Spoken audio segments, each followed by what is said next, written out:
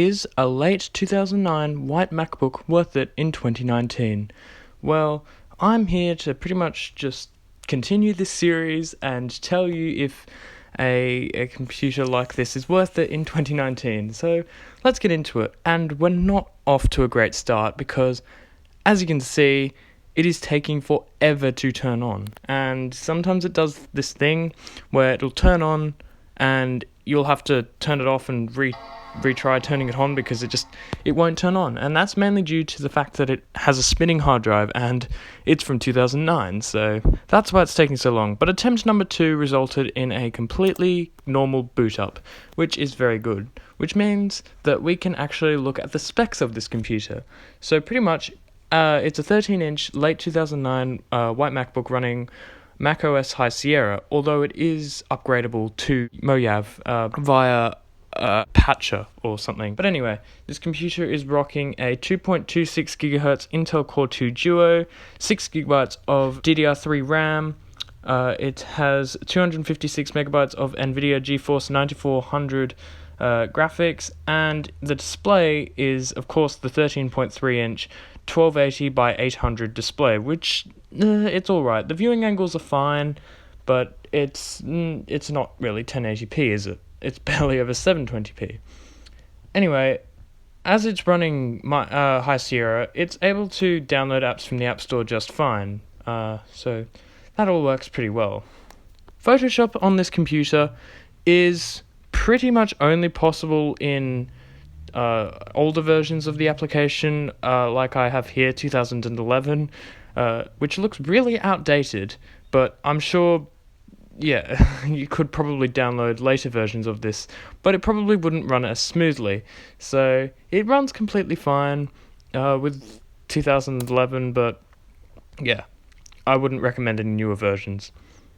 Editing on this computer, as in video editing, it's pretty much only possible with iMovie. Although it does work with older versions of Premiere Pro, it's just, I don't know, it feels like it would probably work best with iMovie, and like all the other iMacs I've showcased in this series, pretty much the only way to edit is editing 30 FPS video, because for some reason these displays do not like 60 frames per second footage. They really don't. I did launch Premiere Pro, the 2011 one, just to see how it may handle, and well, it just kind of goes to show how little I know about using older softwares, because, well, I've pretty much only learned how to use the newer version of this application, and this 2011 version looks completely different. It took a bit of a while to get used to, but I'm sure you can edit some videos on this if you really needed to. Let's just browse the internet though. So pretty much I'm going to go on my YouTube channel.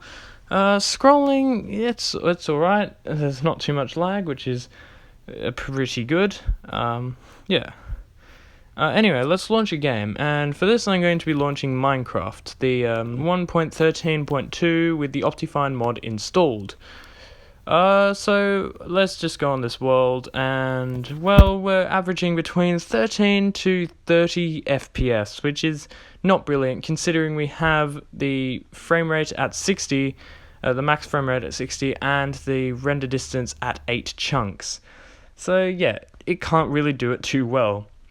Anyway, as this is a laptop, you're probably expecting the battery life to be really bad, and it's a 10-year-old computer, so you'd be correct, because this thing has been charged 456 times, and the condition is service batteries. So Apple don't really do official repairs of this anymore, so you'd be looking at maybe an aftermarket battery, which, to be honest, might expand in the next couple of months of use. So you're a bit...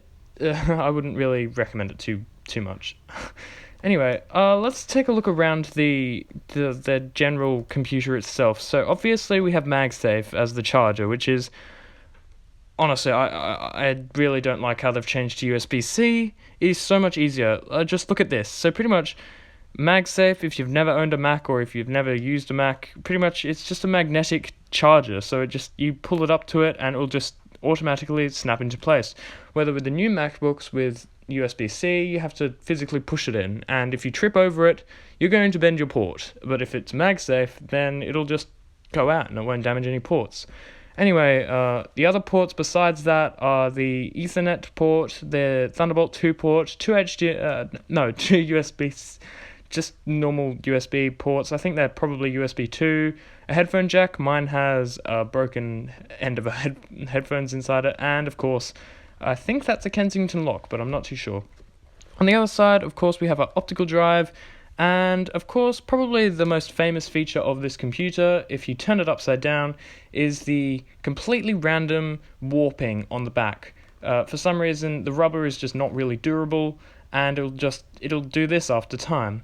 Thankfully, I bought a computer off of eBay with a completely fine back cover, although it may be a little dirty. It's just it's a lot better than the other one, so I've kind of switched them around. Besides that, the trackpad is completely usable. It's honestly better than most Windows laptops today, and it's a 10-year-old trackpad, so that's really saying something. Honestly, Apple have always been probably the best at making trackpads. They work so well, and of course it has all of the natural type of gestures you'd expect. And yeah, the keyboard compared to my 2016 MacBook Pro, it's a lot nicer compared to the butterfly keys. They feel a lot. There's a lot more travel. They're a lot more spongy. They feel a lot nicer, in my opinion. Unfortunately, there is no backlighting on this computer, but well, it's one of Apple's budget end laptops from a while back. So, what do you expect? Anyway, let's test out the speakers of this machine.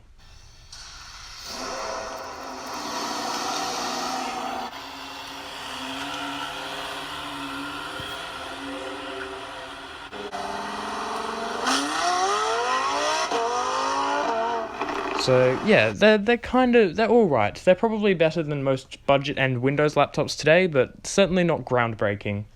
So whilst I was recording this video, I was looking at the temperatures, and I was extremely shocked to find that they range kind of in the early 60s to kind of mid 70 degrees for the CPU temperature, which is not great actually. That is quite warm. My PC, when it's doing full intensive video editing, exporting and stuff, it doesn't surpass 60 degrees, so it shows that this computer really struggles thermally. But yeah, that pretty much sums up my review of the late 2009 white MacBook in 2019.